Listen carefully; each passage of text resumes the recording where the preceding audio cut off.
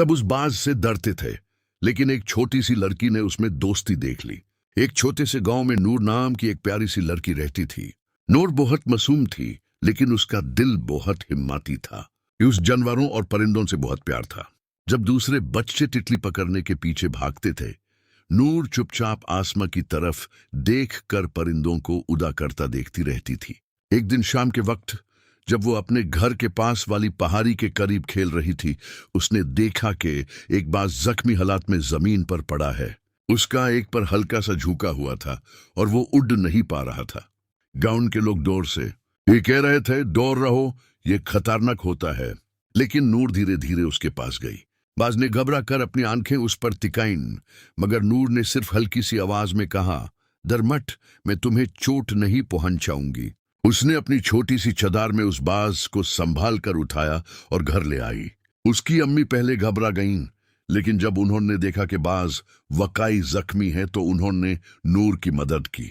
नूर रोज उसे पानी देती, छोटे टुकड़े खाना रखती और दौड़ बैठकर उससे प्यार से बातें करती। पहले पहले बाज उसे दूर रहता था, लेकिन धीरे धीरे उसने नूर की आवाज पहचान ली। जब नूर उसके पास आती, वो बेचैन नहीं होता था। कभी कभी वो अपना सर हल्का सा झुका देता, जैसे उसे नूर पर भरोसा हो गया हो। नूर ने उसका नाम रख दिया साया, क्योंकि जब भी वो आसमान की तरफ देखती, यूं लगता था एक दिन ये फिर से उड़ा तो उसका साया जमीन पर जरूर नजर आएगा। दिन गुजारते गाये साया का जख्म भरने लगा। उसके पर में फिर से ताकत आने लगी। नूर हर रोज खुश होती थी, लेकिन उसके दिल में एक छोटा सा डर भी था। वो जानती थी कि जिस दिन साया ठीक हो जाएगा, उसे वापस आसमान में जाना होगा।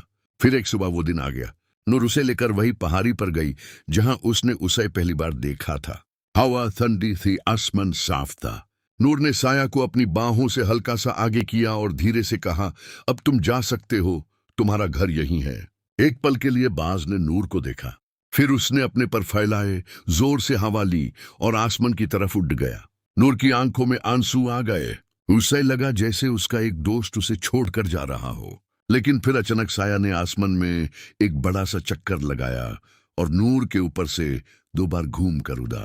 नूर मुस्कुरा दी। उसे समझ आ गया कि कुछ दोस्ती पास रहकर नहीं, याद बनकर भी जिंदा रहती हैं। कभी कभी सबसे अनोखी दोस्ती वही होती है जिसे बांध कर नहीं, आजाद करके बचाया जाता है।